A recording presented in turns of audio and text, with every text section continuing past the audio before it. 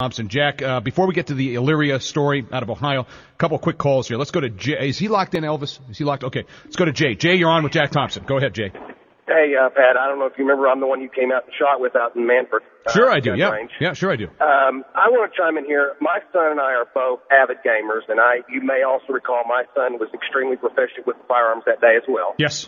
My son plays Halo 3. We've got all the Call of Duty games and plays all those. I think a big factor here that we're missing touching on it, and you briefly touched on it, is the fact that I think it comes down to the parents. My son, while he is extremely proficient, he knows the difference between reality. Mm-hmm. He's a stable child. I think that's where it comes in, is where the parenting is, to begin with. You know, if the child's got issues and doesn't have a healthy parenting background going on there from the parents, I think that's the bigger factor than the games themselves. You know, let me jump. Yeah, well, hold on, Jeff. Before you do that, Jay, you bring up a great point, because I sat down with my son after he told me about his experience, and I said, "Here's what I had a talk with him. I said, this is a game. This is not reality." I said, when you take somebody's life in reality, that's permanent. They don't come back. There are very real consequences. And I also explained to him that the only time you really have the right to do that in civilian life is if your life or your family's life, the lives of your loved ones, are being threatened. But I think that's an important component, explaining that stuff. Jack, go ahead. Yeah, well, of course it is. But there's a problem here. How old is your son, sir? My son is 13 now. Okay. First of all, you haven't had your son psychologically profiled. You don't know what his propensities are. I'm sure he's a good kid. I'm sure you've spoken to him about this and so forth. But the problem is there are millions of kids out there who don't have good parents, who are at risk for various factors, both psychological and environmental, and the relationship between the two. And some of these kids are ready, willing, and able to kill. And we don't know who they are. Mm-hmm. If you look at the news coverage of these school shooting incidents, quite often you hear these descriptions. He was a good kid. He was a good student. He was quiet. He wouldn't hurt a fly, and so forth. So these things come out of the blue, and we don't know who's coming out of the blue. The problem is that the industry knows, caller, Pat, we all know that there are kids out there who are more likely to do this than others. Mm-hmm.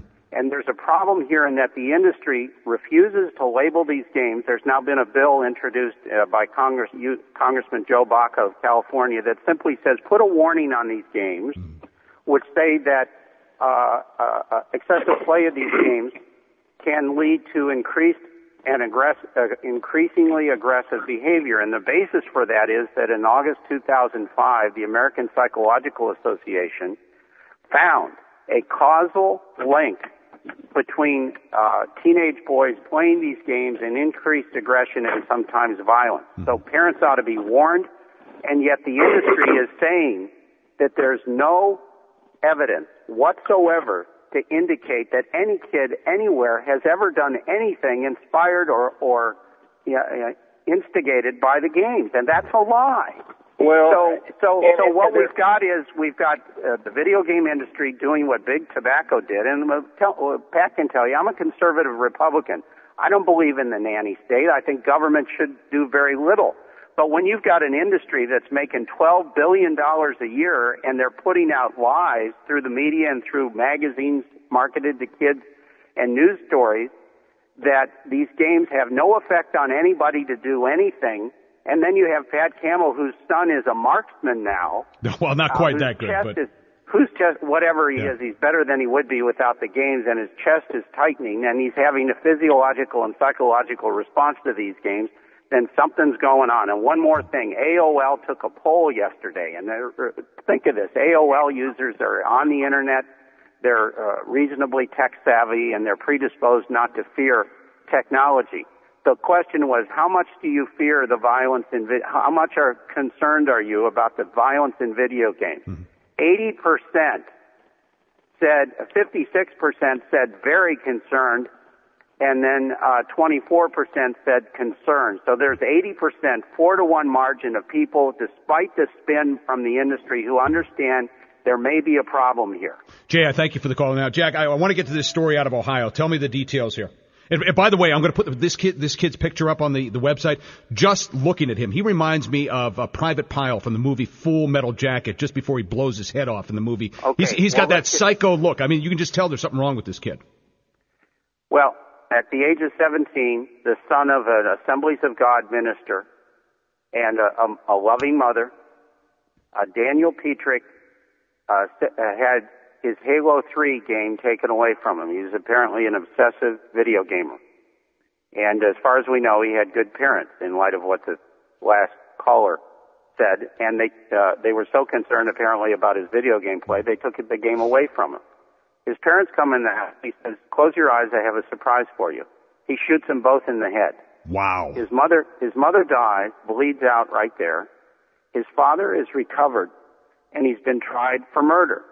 The judge, Judge Borga, circuit court judge in Ohio, I'm from the very county where this occurred, found him guilty of murder because Ohio doesn't have what's called a diminished capacity defense. Mm-hmm. However, the judge said, and this is what's making headlines around the world, and I believe the judge is correct, because he sat there in a long trial and came to this conclusion. I'm paraphrasing what he said. You can go to Plain Dealer. You can Google the name Petrick if you want to read it yourself, P-E-T-R-I-C. It's in the Times of London, all over the world. He said the following: we're going to get to the bottom of why this boy did this. We're going to find that these games are addictive. We're going to find that they're as addictive as some drugs, and that when his father took the game away from him, his brain, because of the deprivation of dopamine and the chemical responses that occurred during the playing of the game, his brain wouldn't put up with it, and so he may have acted out in the real world what he had been doing for hours on end in the game. And he said, I have no doubt that when Daniel hatched this plot to kill his parents, that he thought they would not stay dead forever. Now, where does that come from? The judge went on to explain, because in the game Halo 3, they don't die forever. They come back. And we're going to find probably that Daniel Petrick played Grand Theft Auto games and other killing games. So he was really a junkie in need of a fix, a dopamine fix. Well, that's why the American Psychiatric Association is studying whether or not to make video game addiction a malady, which is to be treated as a medical condition. Jack, I got to wrap up here. They will. Yeah, because we're up against the news. You going to be writing about this in Human Events? Probably. I'm off to Utah tomorrow morning to help Utah's legislature pass a bill to keep these games out of the hands of underage kids. You keep us posted. Jack Thompson, thank you so much for joining us here on the Pat Campbell Show.